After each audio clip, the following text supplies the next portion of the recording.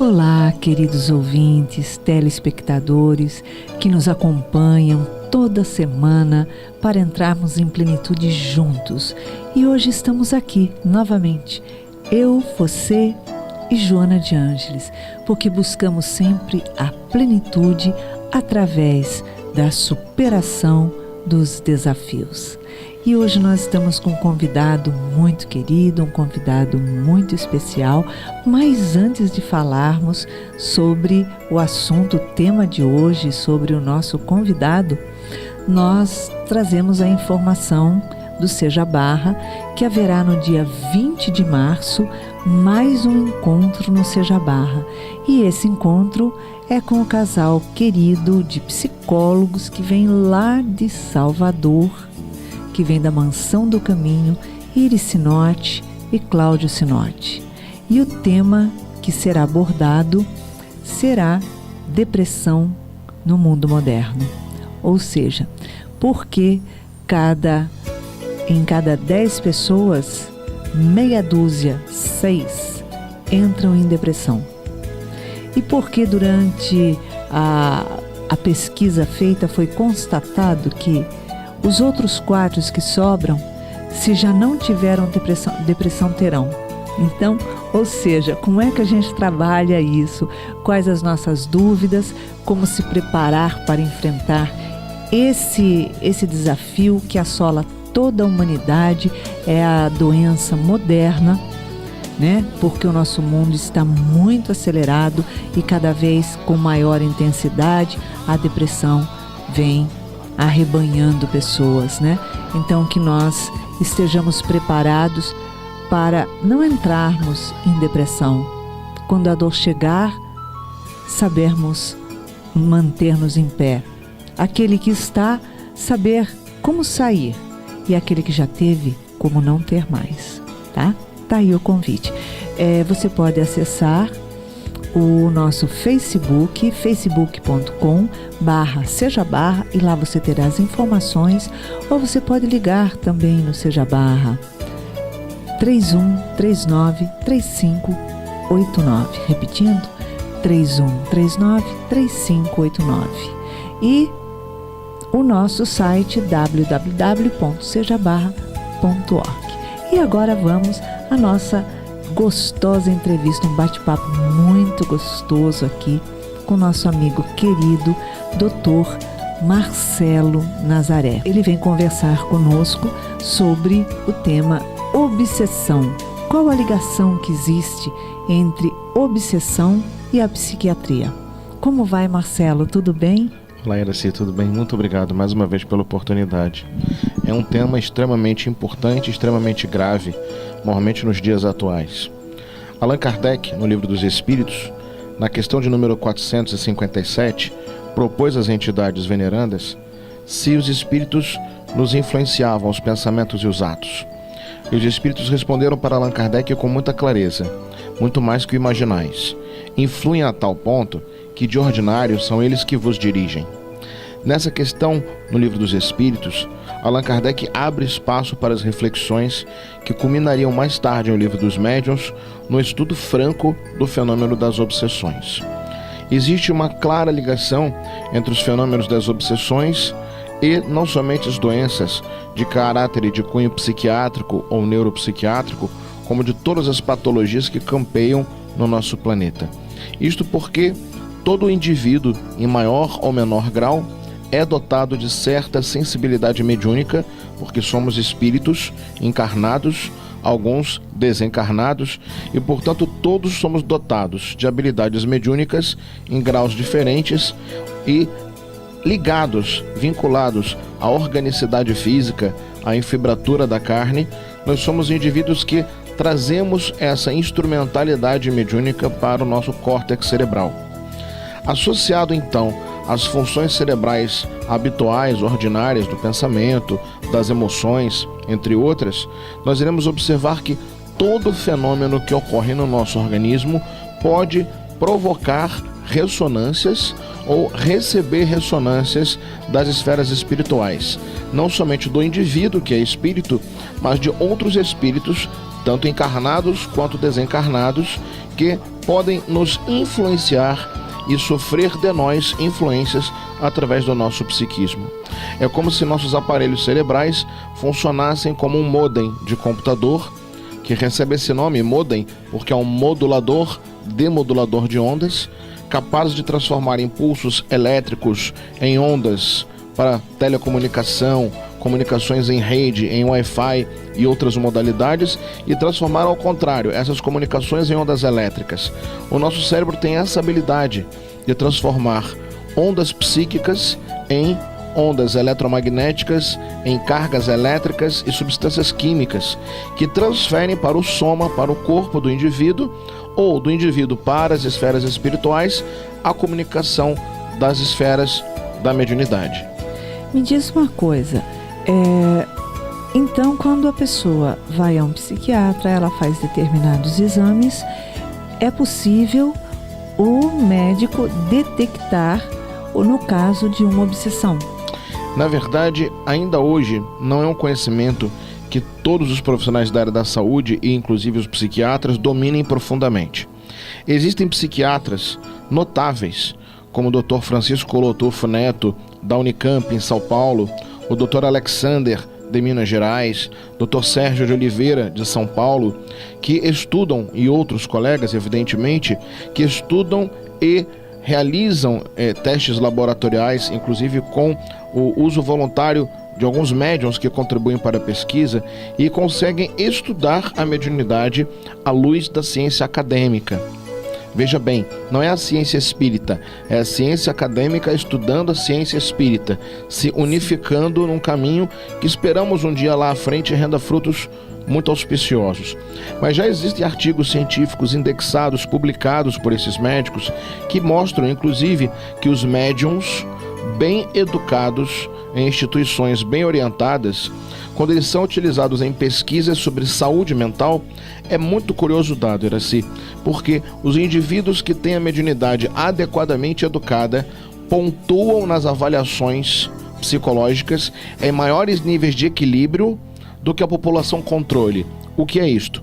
Eles estudam indivíduos com patologias psiquiátricas, os indivíduos ditos normais ou assintomáticos para doenças psiquiátricas, os portadores de mediunidade que trabalham adequadamente com orientação doutrinária espírita e os indivíduos portadores de mediunidade sem qualquer tipo de orientação. E quando fazem os testes psicodiagnósticos, as avaliações clínicas, eles observaram e conseguiram pontuar cientificamente isso, que os médiuns bem educados são, vamos dizer assim, não mais normais do que os normais, o que seria um equívoco de colocação, mas eles pontuam em sanidade mental, em equilíbrio emocional diante do mundo, com mais equilíbrio, com mais saúde do que aqueles indivíduos chamados, denominados de normais ou de não adoecidos, o que é um dado muito importante para nós.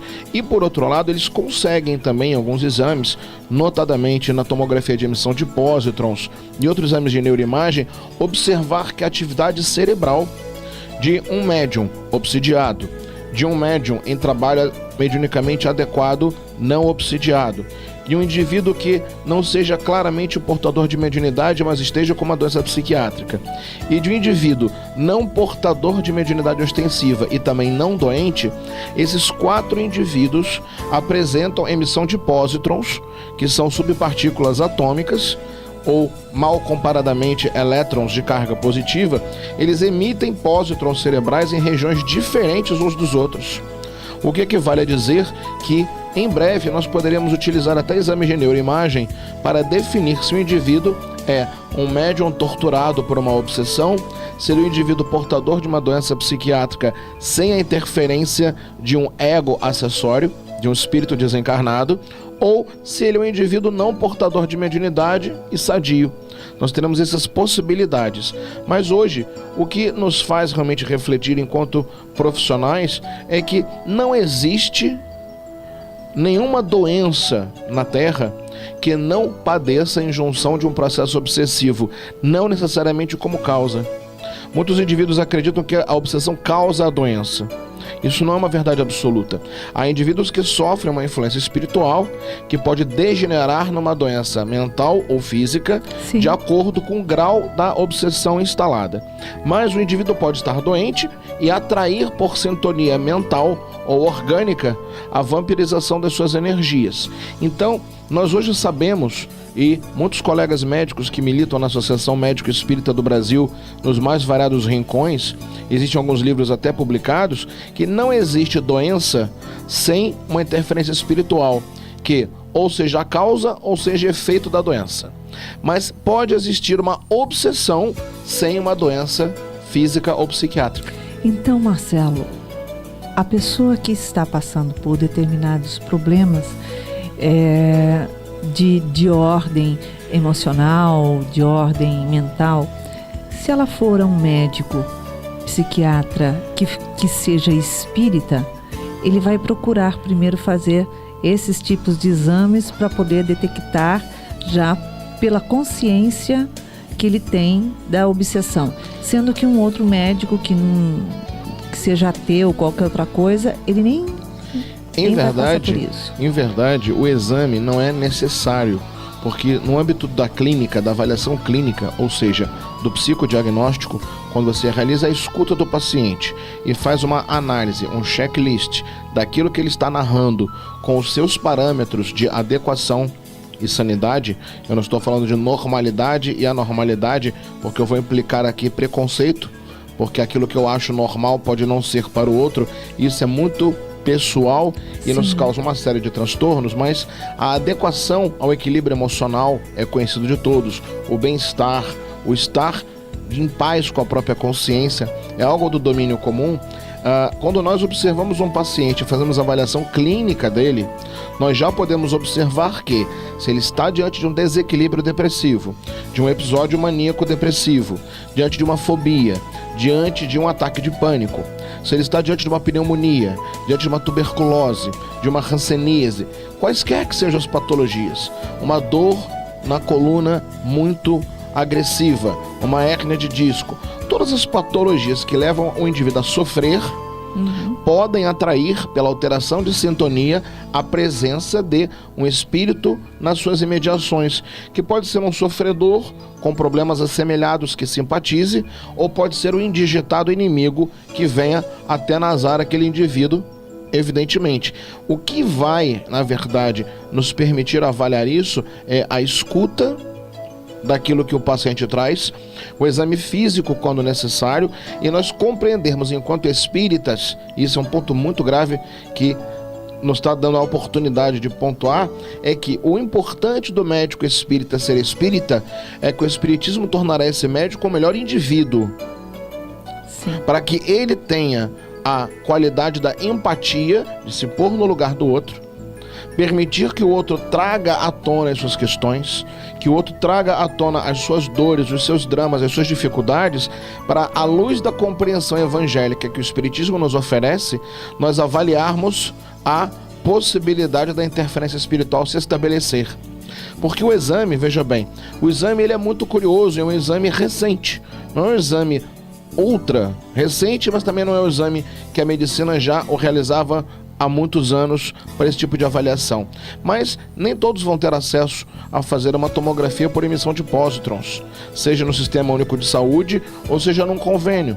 Porque existem os protocolos que permitem ou não a liberação de um exame. E ninguém poderá solicitar um exame para avaliar obsessão. Claro. Então, o que ocorre? O médico ele tem que ser dotado de habilidades e conhecimentos técnicos que permitam compreender aquela patologia para que ele exerça a medicina bem exercida. Até parece uma redundância o que eu estou dizendo, mas é importante. Faz sentido. A medicina tem que ser exercida pelos conhecimentos de que ela é dotada. E o médico que é espírita, ou seja, ele não é um médico espírita, porque dá a impressão que o espiritismo é uma especialidade de medicina. E você está profissionalizando o espiritismo. Então, quando o médico é um médico que é espírita, primeiro é bom para o médico ser espírita. A vantagem de ser espírita é para aquele que o é, que se torna melhor a cada dia, que busca sua reforma íntima, que tem paciência, que tem empatia, que se põe no lugar do outro, que é solidário, que tem compaixão pela dor do outro, que às vezes compreende que o paciente, quando entra agressivo e nos trata mal e nos agride, isso é sintoma. Porque o indivíduo que nos trata mal, ele não dorme conosco, ele não convive conosco, ele não tem motivos quaisquer para nos odiar. Então, se ele entra e nos agride, é um sintoma. Eu não preciso ficar ofendido por isso. É um pedido de socorro através de uma forma equivocada. Quando o médico é espírita, ele está mais bem equipado para ouvir seu paciente, para acolher o paciente e nisso perceber a interferência espiritual.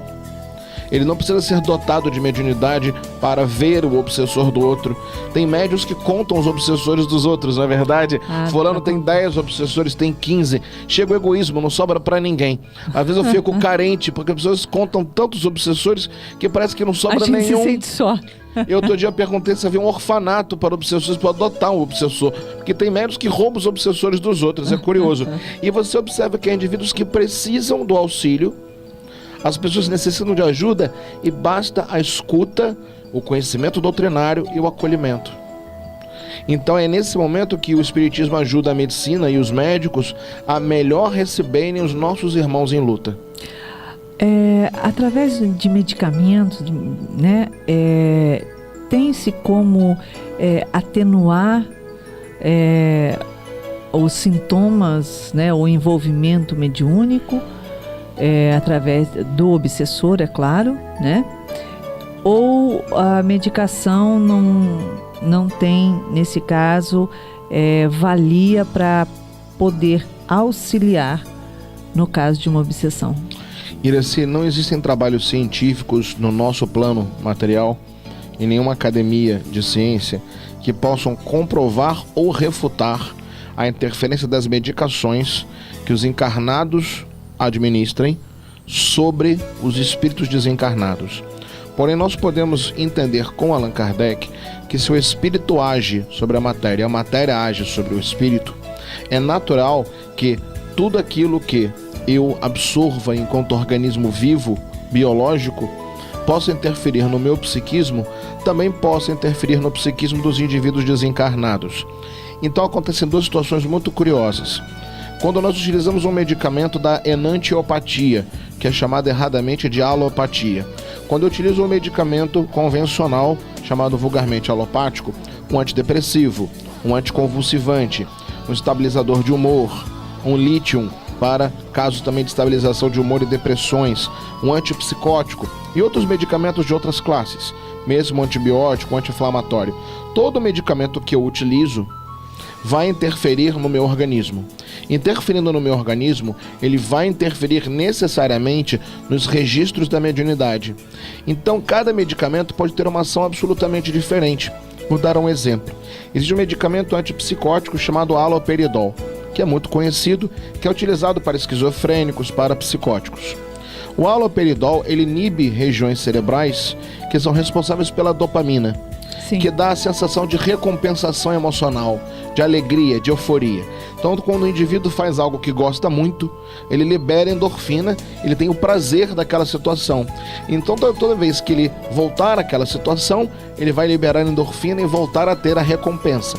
Por isso que Aaron Beck, um grande psicologista, estudou essa região cerebral chamada centro cerebral de recompensa e estudou como o centro cerebral de recompensa é estimulado negativamente, predominantemente na adolescência, levando os indivíduos à morbidez da dependência química por drogas. Então, o que ocorre?